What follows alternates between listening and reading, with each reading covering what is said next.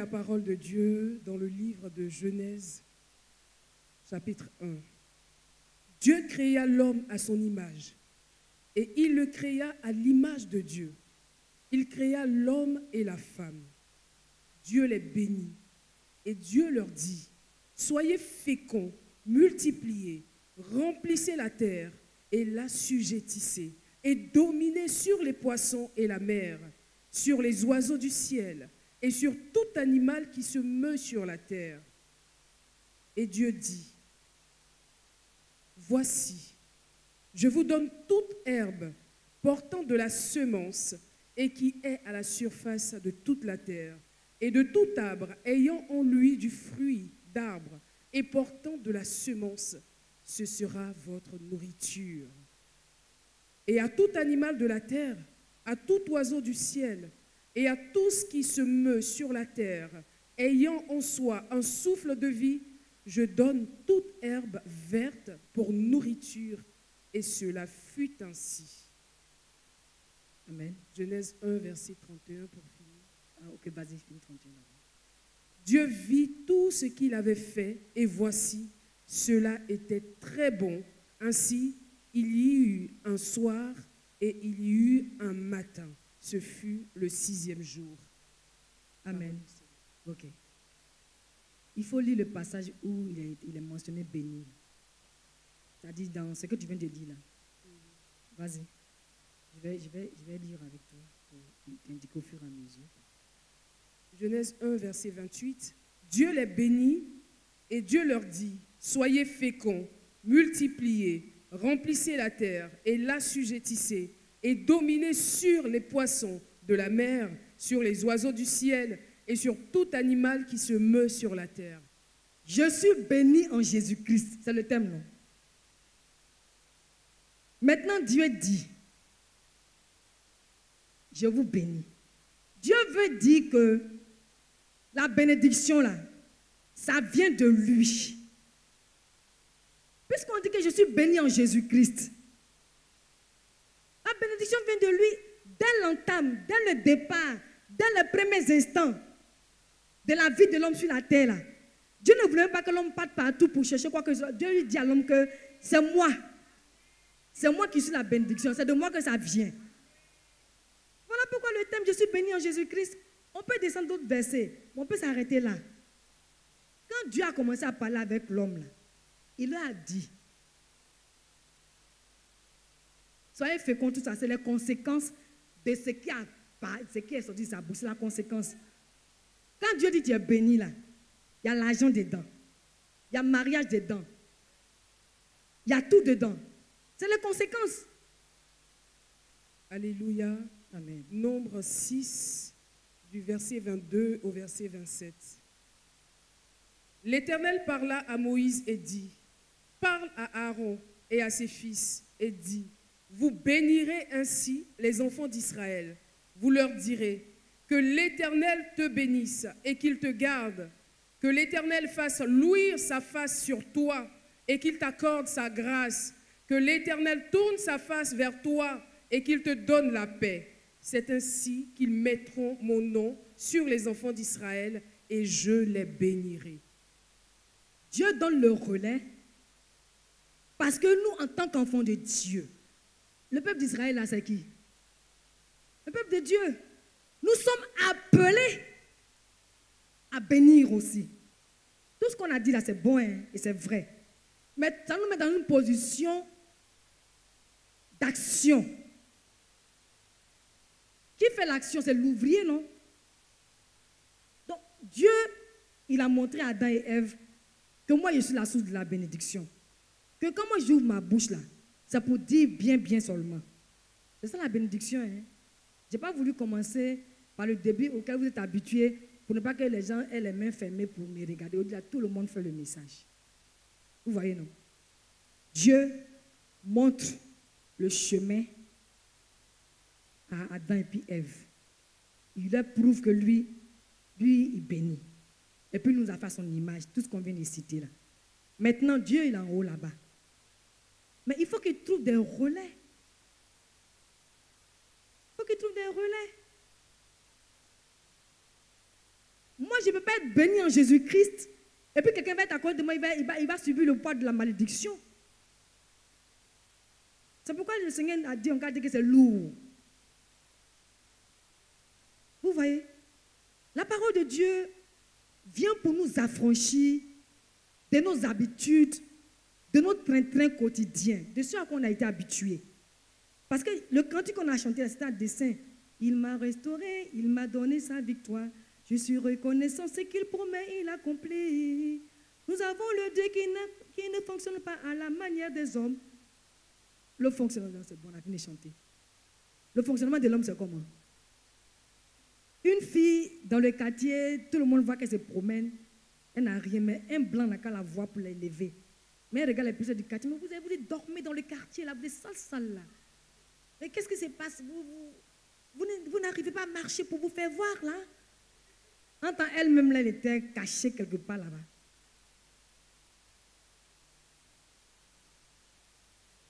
Son cœur, peut-être qu'il, par le passé, aimait tout le monde, a commencé à se changer parce qu'elle se voit autrement maintenant.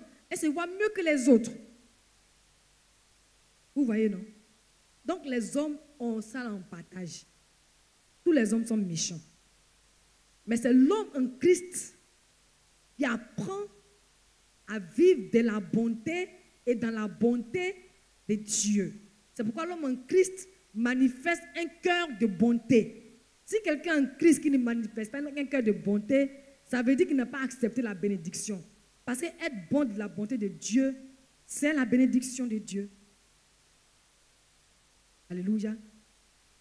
Donc, dans le passage qu'on vient de lire tout à l'heure, Dieu donne le relais au peuple d'Israël parce que c'est à ça que nous sommes appelés, nous les chrétiens, appelés à bénir, appelés à prononcer des paroles qui font du bien. C'est ça la bénédiction. Si quelqu'un se lève le matin, il peut regarder son prochain, tout ce qu'il peut lui dire, tu as fait ci. Il y a des gens qui aiment ça, ils te lèvent le matin même. Avant nos parents, ils aimaient ça. Tu es sorti, hein, il ne t'a rien dit, tu es rentré, tu as dormi, hein, il va te réveiller le matin. Tu sais, je n'aime pas ça. Matin, bonheur. Là. Il va te dire tout ce qu'il est dans son cœur avec lequel il a dormi. Quand tu vois ton prochain, tu lis des paroles qui l'aident à être sûr de ce que lui-même il est sur la terre. Parce qu'il y a des paroles qui sont prononcées, qui ballottent, qui déstabilisent. Les paroles qui font du bien, ce n'est pas forcément quand tu dis à quelqu'un tu es béni.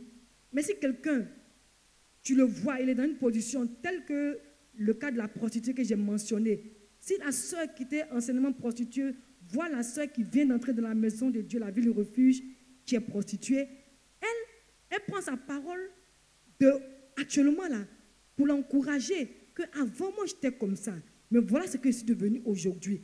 Donc il y a de l'espoir pour toi. La parole qu'elle a dite bénit la prostituée, qui rentre en même temps dans la dynamique de quelqu'un qui sait qu'après aller se livrer à la prostitution. Vous voyez, non? Donc je récapitule. Dans Genèse 1, là, Dieu a manifesté à l'humanité, à Adam et Ève, que c'est lui qui est la source de la bénédiction. Dans le deuxième passage qu'on a lu dans Nombre, c'est Nombre 6, non? Dieu a donné le relais à l'humanité par le peuple d'Israël pour dire voilà ce que vous devez dire à vos frères, à vos sœurs. Parce que quand vos parents, Adam et Ève, sont nés là, voilà ce que je leur ai présenté. Donc vous, soyez mon relais, vous êtes appelés à faire ça. Vous voyez, non? Ok, c'est Caroline, on s'en va. Tu seras béni plus que tous les peuples. Il n'y aura chez toi ni homme, ni femme stérile, ni bête stérile parmi les troupeaux. Je reprends donc le passage. Tu seras béni plus que tous les peuples. Il n'y aura chez toi ni homme, ni femme stérile, ni bête stérile parmi tes troupeaux. Deutéronome 28. Le fruit de tes entrailles, le fruit de ton sol, le fruit de tes troupeaux, les portées de ton gros et de ton menu bétail, toutes ces choses seront bénies. Ta corbeille et ta huche seront bénies. Tu seras béni à ton arrivée et tu seras béni à ton départ. L'Éternel te donnera la victoire sur tes ennemis qui s'élèveront contre toi. Ils sortiront contre toi par un seul chemin et ils s'enfuiront devant toi par 7 chemins. L'Éternel ordonnera à la bénédiction d'être avec toi dans tes greniers et dans toutes tes entreprises. Il te bénira dans le pays que l'Éternel ton Dieu te donne. Tous les peuples verront que tu es appelé du nom de l'Éternel et ils te craindront. L'Éternel te comblera de bien en multipliant le fruit de tes entrailles, Alléluia. le fruit de tes troupeaux et le fruit de ton sol, dans le pays que l'Éternel a juré à tes pères de te donner. L'Éternel t'ouvrira son bon trésor, le ciel, pour envoyer à ton pays la pluie en son temps et pour bénir tout le travail de tes mains. Alléluia. Tu prêteras à beaucoup de nations et tu n'emprunteras point. L'Éternel fera de toi la tête et non la queue. Tu seras toujours en haut et tu ne seras jamais en bas. Lorsque tu obéiras au commandement de l'Éternel, ton Dieu, que je te prescris aujourd'hui, lorsque tu les observeras et les mettras en pratique. Éphésiens 1, verset 3. Béni soit Dieu, le Père de notre Seigneur, Jésus-Christ, qui nous a bénis de toutes sortes de bénédictions spirituelles dans les lieux célestes en Christ. Parole du Seigneur. On acclame très fort la parole de notre Dieu. Alléluia. Ah, Dieu est bon. Dieu est bon.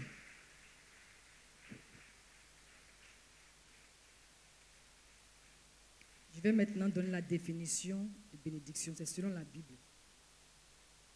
Définition de bénédiction selon la Bible. Dans la Bible, une bénédiction est d'abord un acte de Dieu qui veut le bien de l'homme. Alléluia. Dans la Bible, la bénédiction, c'est d'abord un acte de Dieu qui veut le bien de l'homme. Cette bénédiction s'enracine déjà dans la Genèse. C'est pourquoi on a commencé par lire Genèse. Alléluia. Voilà la définition de bénédiction. Dieu, il est... En lui, il n'y a pas une disposition qu'il veut que quelqu'un soit dans le malheur. Dieu ne veut pas le malheur pour l'humanité. Dieu n'a jamais voulu le malheur pour quelqu'un. Dieu n'a jamais maudit ce qu'il a créé, que ce soit les animaux, les végétaux. Vous avez vu qu'on l'a lu dans Genèse, il a béni. Il a dit à l'homme puis la femme, pour peupler la terre, vous devez être ensemble, vous devez aller ensemble. Ça, c'est le signe extérieur de la bénédiction qui était en lui, qu'il a relâché sur l'humanité. Pareil pour les animaux. Il a dit aux animaux, chaque animal là, a la femelle puis le mâle. Vous devez vous aussi manger le fruit de votre bénédiction en vous multipliant, en vous reproduisant. Tout ça, c'est la bénédiction. Et il a encore béni les animaux en disant que vous allez manger les herbes de la terre. C'est la bénédiction. C'est la bénédiction. Parce que Dieu ne veut pas que ce qu'il a créé, sa création, sa créature souffre. Dieu pense aux animaux, Dieu pense aux végétaux, Dieu pense aux hommes, à plus forte, encore beaucoup plus, parce que l'homme a été fait, l'homme est créé à son image. Vous voyez, non? Donc, de toute éternité, la volonté de Dieu, la pensée de Dieu, ce que Dieu veut, c'est le bien pour l'homme, pour le bien pour tout ce que lui il a créé, mais de façon spécifique, de façon particulière pour l'homme. Parce que quand les animaux souffrent, quand les plantes souffrent, ça ne met pas ces animaux dans la disposition où ça produit des sentiments de... Pourquoi le mot est parti trop loin comme ça? De désespoir. Quand une plante souffre, la plante ne peut pas ouvrir sa bouche ni montrer une disposition de désespoir. mais c'est l'homme qui peut constater ça. Alors que quand l'homme souffre, son prochain constate qu'il y a une disposition, il y a quelque chose, il y a un désespoir. Vous voyez, non? Et l'homme a été créé à l'image de Dieu. Dieu prend soin de tout ce qu'il a créé, il prend soin d'eux. Mais de façon particulière, il prend soin de l'homme. C'est pourquoi il a envoyé Jésus pour mourir pour l'humanité. Il n'a pas envoyé Jésus pour mourir pour les animaux, ni pour les plantes. Voyons combien de fois Dieu nous aime. Et son amour fait qu'il veut qu'on soit bien. C'est la bénédiction. C'est sa pensée qu'il a révélée à l'homme là, qui fait maintenant qu'on peut être touché et jouir des conséquences. Parce que quand Genèse 1 nous dit, Dieu dit, je vais le relire pour qu'on voit comment Dieu les bénit. En les bénissant, il a certainement dit des paroles qui manifestent à Adam et puis Ève que c'est le bien que lui, il a destiné, qu'il a décidé pour eux. Pas le mal, pas le malheur. Donc, Dieu les bénit. Si on veut étudier, si on veut réfléchir à ce mot-là, Dieu les bénit, avant même qu'on ne dise, et Dieu leur dit, soyez féconds, il a dit des choses avant de leur dire que voilà ce que ma bénédiction va présenter. Voilà ce qui va prouver que je vous ai béni. Avant de dire soyez féconds là, il a prononcé des paroles pour leur donner un signal, pour dire que je vous ai créé là. C'est pour vous faire du bien. Maintenant, il leur cite le bien qu'ils doivent attendre, le bien auquel ils doivent s'attendre.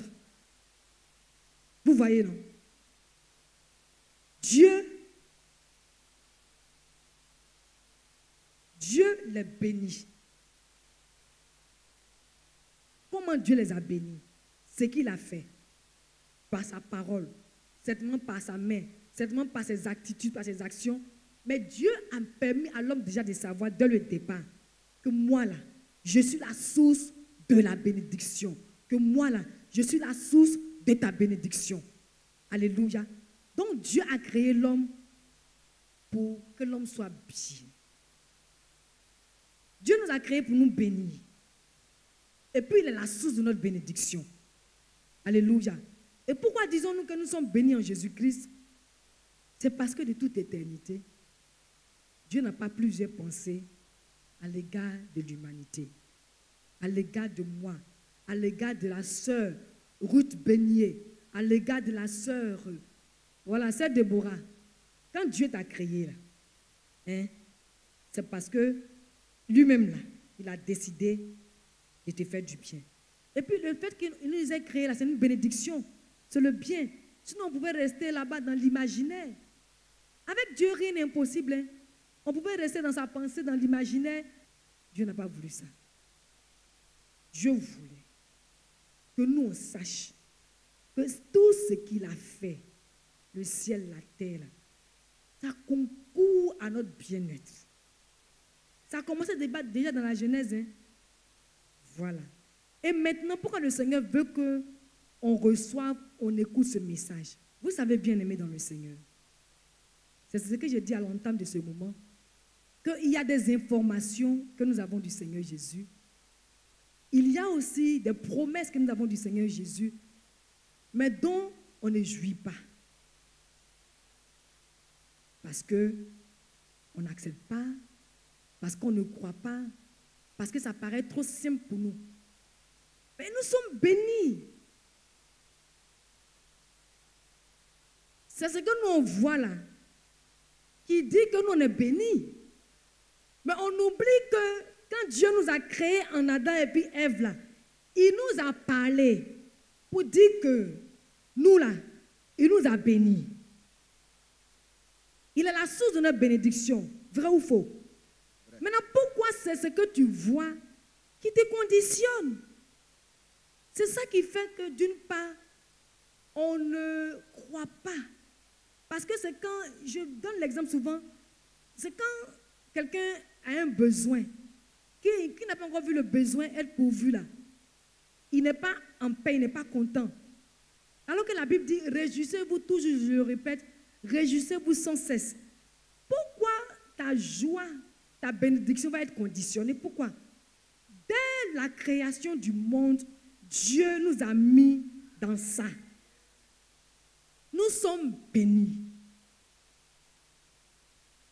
Ce n'est pas un langage populaire ni un langage religieux, un cliché religieux qu'on brandit, non. C'est la vérité éternelle de Jésus. Vous avez vu les personnes, les serviteurs de Dieu qui évoluent avec le Seigneur Jésus là. C'est ceux qui sont ouverts, qui sont vrais. On ne dit pas de se protéger pour dire, moi je suis Wonder Woman ou bien Superman. Non. Ce qui est là, tu dis. Maintenant, tu t'es saisi de la vérité de Dieu, parce que c'est la vérité de Dieu qui est vraie, et c'est ça qui est éternel. Et c'est dans ça que Dieu nous a introduits.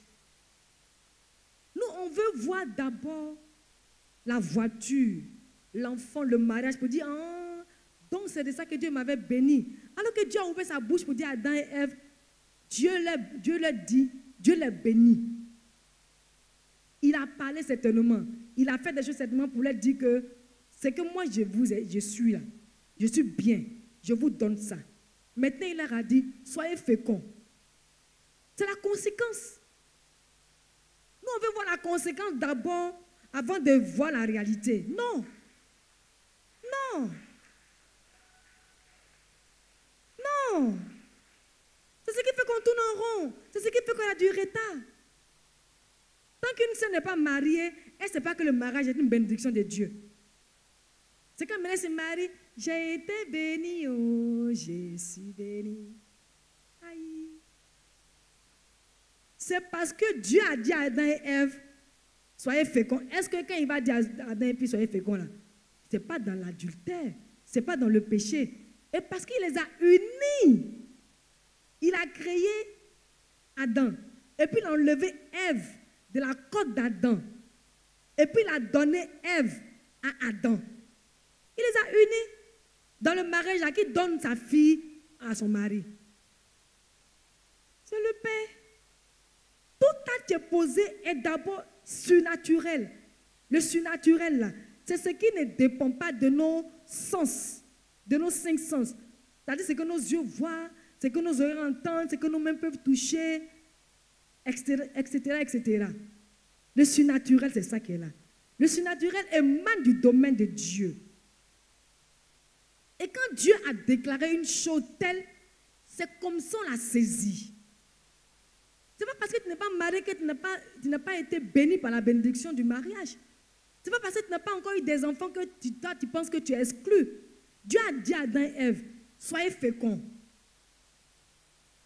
Tu es féconde. Tous les passages qu'on a lus que Caroline a descendus là, Dieu a dit que dans le royaume de Dieu, dans le peuple d'Israël, il n'y aura pas de femmes stériles, il n'y aura pas d'hommes stériles. Les greniers seront remplis, ça veut dire qu'il n'y aura pas de pauvreté. Nous, on veut que Dieu n'a qu'à nous montrer les choses. Où est mon stylo qui m'aide là? Goutte à goutte, goutte à goutte, goutte. Dieu nous a donné un package. C'est comme ça on dit, non?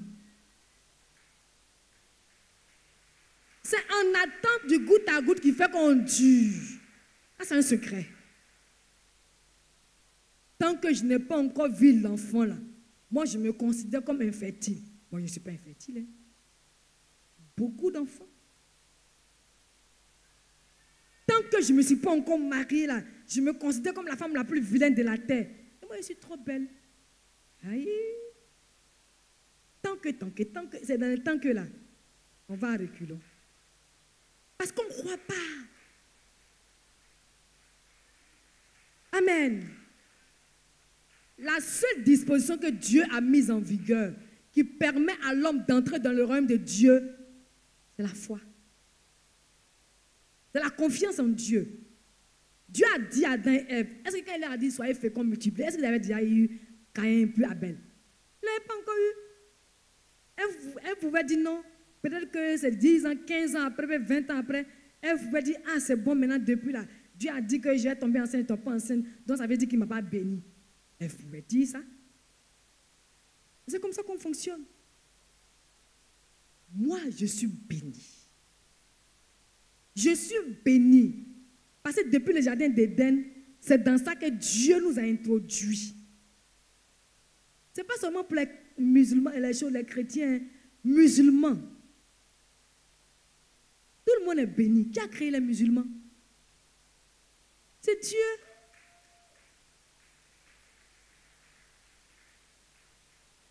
Qui a créé les bouddhistes? Qui a créé les rosicruciens? Qui a créé le malfaiteur? Ils sont bénis. Mais maintenant, pour expérimenter la bénédiction, là, il faut qu'ils acceptent ce que Jésus a dit d'eux. Jésus a fait d'eux. C'est parce que la plupart de ceux qui sont dans le monde ne savent pas que Jésus a déjà tout apprêté pour nous, pour manger les fruits de la bénédiction, que les gens sont dans le vol, les gens sont dans le mensonge, les gens sont dans les meurtres. Celui qui est béni, il est toujours motivé à faire du bien. C'est pourquoi tout à l'heure on a dit que nous qui sommes bénis, on a appelé à faire du bien. C'est pourquoi il a été dit ça dans l'homme 6. Le relais nous a été donné en tant qu'humanité. Vous voyez, non? La bénédiction, ce n'est pas seulement le matériel, c'est la conséquence. Si Dieu n'avait pas dit qu'on est béni, on n'aurait jamais touché à un matériel. Quoi que ça soit, peu importe notre foi ou bien notre détermination, c'est parce que Dieu a dit que c'est pour nous, c'est le bien, que ça vient à nous quand on l'appelle, quand on s'attend à ça. On ne peut pas inventer notre bénédiction. On ne peut pas créer notre bénédiction. C'est pourquoi tout à l'heure j'ai dit que c'est Dieu, Jésus-Christ, qui est la source de la bénédiction. Un homme n'est pas la source de la bénédiction. C'est pourquoi Dieu a donné l'exemple au peuple d'Israël pour dire, voilà, moi qui vous ai créé, qui ai fait de vous mon peuple, là, voilà comment j'ai fait du bien. Donc vous aussi faites du bien. Je vous donne le relais. Il n'y a pas un homme qui déporte, qui transporte la bénédiction. Non. Un homme bénéficie de ce que Dieu dispose en lui. Dieu a déposé en lui pour pouvoir être un prolongement de sa bénédiction. Pour être le relais de ce que lui il est. Alléluia. Et c'est le chrétien. De la même façon dont Dieu a dit au peuple d'Israël, qui sont le relais là. C'est comme ça que Dieu a fait de nous les chrétiens le relais sur cette terre. Alléluia. Donc ne nous contentons plus de voir le matériel avant d'être sûr de notre bénédiction. Le frère a été honnête, il a été vrai. C'est quand on voit là, oui, je suis béni. Mais celui qui t'a dit, il ne t'a pas promis, mais il dit que tu es béni. Il t'a annoncé. Et puis il t'a fait rentrer dedans. Donc mon frère, ma soeur, je suis béni. Et chacun dise pour lui. Je suis béni. Je suis béni en Jésus-Christ. Je suis béni en Jésus-Christ. Je suis béni en Jésus-Christ. Alléluia. On va maintenant lire le dernier verset par lesquels on va finir par la grâce de Dieu. Et l'Éternel ordonnera à la bénédiction d'être avec toi dans tes greniers. Dis c'est lourd. C'est lourd. Dieu a déjà dit à Adam et puis Ève qu'il les a bénis. Maintenant ici, là, c'est des millénaires d'années après Adam et Ève. Il dit, Dieu ordonnera. Quand on parle d'ordonner, c'est quoi? La bénédiction n'a pas le choix. Elle n'a pas de choix que de s'exécuter. On dit Dieu ordonnera. Oui, va. Et c'est quand tu envoies ton enfant, celui qui est obéissant, soumis, est-ce qu'il a le choix? Ici, ordonner, là, ce n'est pas pour commander, pour dire, je t'impose. Non, non, non. Ça dit que tellement c'est normal pour Dieu de nous bénir. Il dit à nos greniers, soyez remplis, puis nos greniers sont remplis. Mais l'argent n'a pas le choix. Son seul choix, là, c'est de dire oui, j'ai rempli. l'Éternel ordonnera à la bénédiction d'être avec toi dans tes greniers et dans toutes tes entreprises. Ça veut dire que ce n'est pas le choix. C'est d'obéir.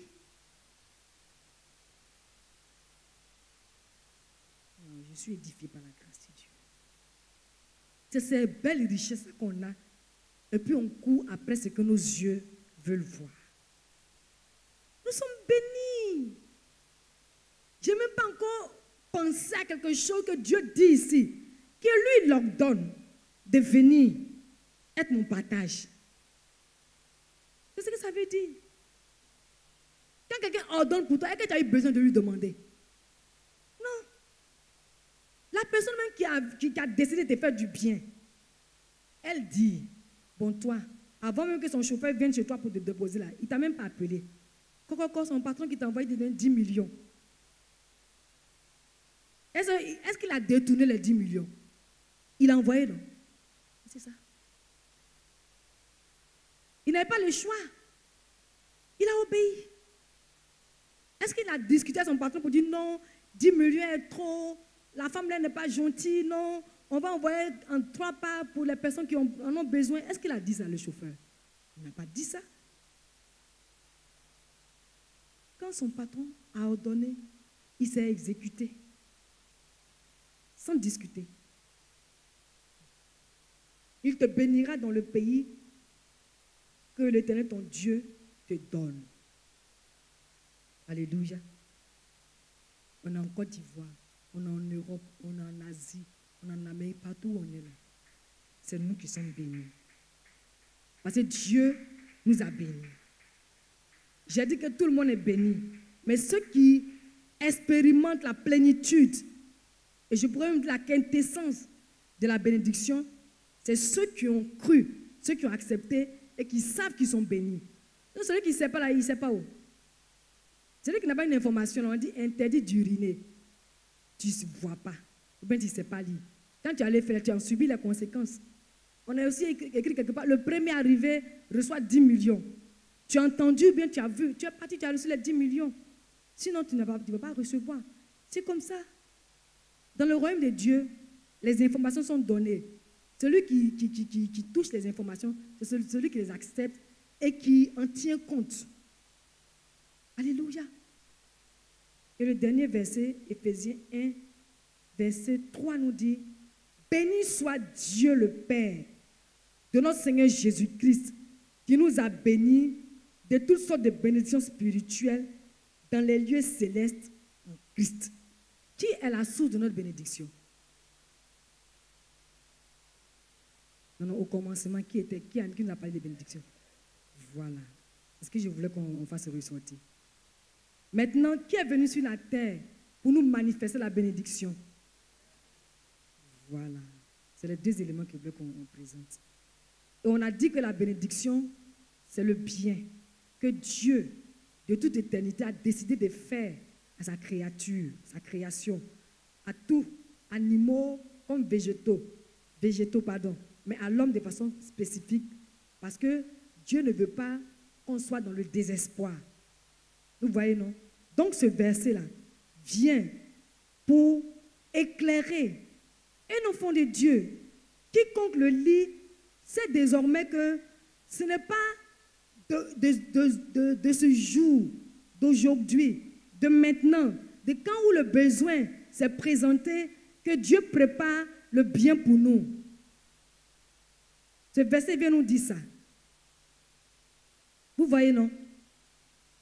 Béni soit Dieu le Père de notre Seigneur Jésus-Christ qui nous a bénis de toutes sortes de bénédictions.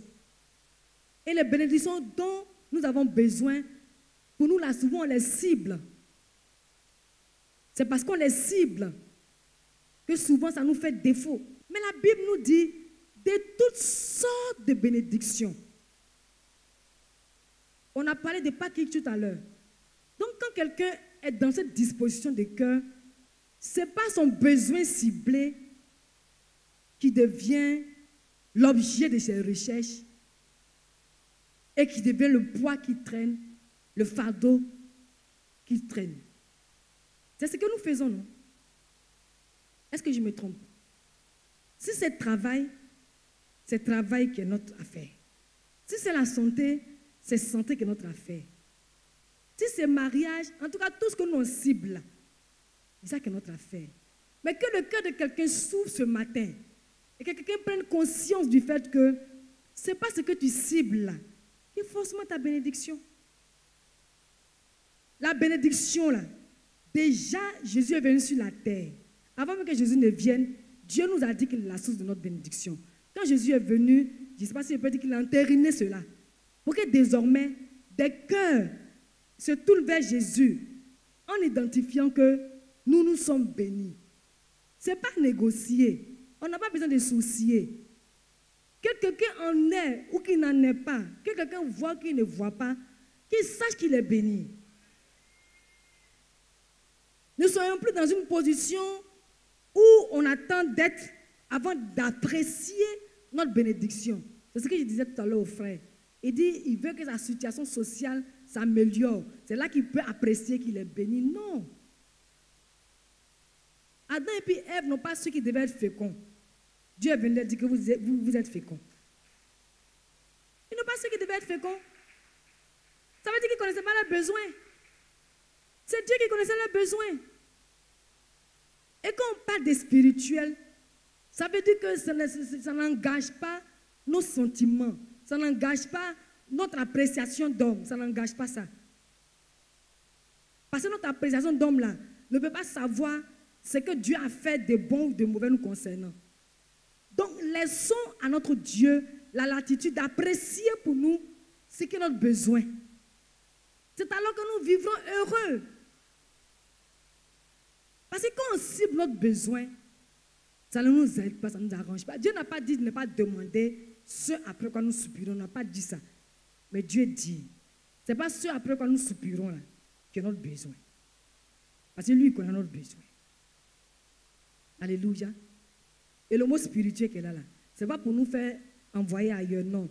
C'est pour nous dire que c'est les choses que nos yeux ne voient pas, les choses que nos yeux ne peuvent pas entendre, les choses que nos mains ne peuvent pas toucher là. C'est ce qui est pour nous en Jésus. C'est fini. Bien-aimés, vous savez, en tant que prédicateur de la parole de Dieu, Dieu nous utilise. Mais Dieu connaît nous tous nos besoins. Et tous les messages que par la grâce de Dieu nous permet de donner à son peuple et à nous-mêmes, c'est des messages de vie. Ce n'est pas des messages pour vous encourager pour aller en France, pour aller aux États-Unis.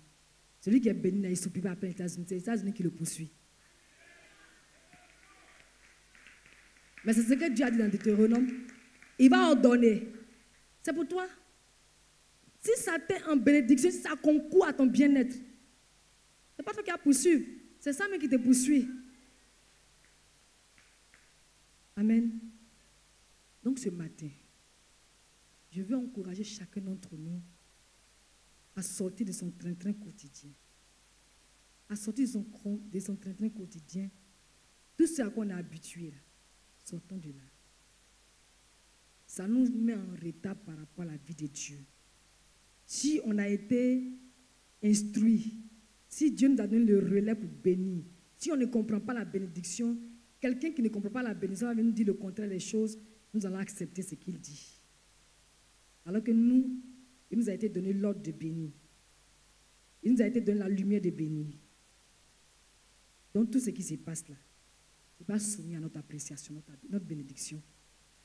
C'est soumis à l'appréciation de notre Dieu. Parce que c'est lui qui nous a déjà bénis. Alléluia. Quand il parle des lieux célestes, souvent ça fait un peu confusion. Genre, c'est trop loin, non? C'est pour dire que ce qu'on veut là, c'est en lui. Et ça descend de lui. Il y a une parole de Dieu qui dit, toute grâce excellente et tout don parfait viennent d'en haut. De chez toi, le Dieu, le Père des Lumières, en qui il n'y a point d'ombre de variation. Alléluia. Notre Dieu n'a pas changé. La sœur pour l'or est bénie. Le frère Gérard est béni. Tous les frères de Sycomore sont bénis. Tous les frères d'Amandier et toutes les sœurs sont bénis. Tous les frères de Cèdre sont bénis. Tous ceux qui sont à Acacia sont bénis. Mes deux pasteurs sont bénis. Moi, je suis béni. Tous les protocoles sont bénis. Les sœurs de l'accueil, tout le monde est béni. Ceux qui sont là pour la première fois sont bénis. Alléluia. Si quelqu'un a la révélation pendant la bénédiction, quand un homme de Dieu ouvre sa bouche pour dire que vous êtes béni, on va se saisir pour dire Amen. On ne va pas attendre pour voir où est ce qui prouve que nous sommes bénis. Si chacun veut voir ce qui prouve qu'il est béni là, il ne va pas avoir la bénédiction. Et ça, c'est les ruses du diable. Tes milliards ne sont pas ta bénédiction. C'est Jésus qui est ta bénédiction. Et s'il a dit que tu es béni, tu es béni. On se tient debout.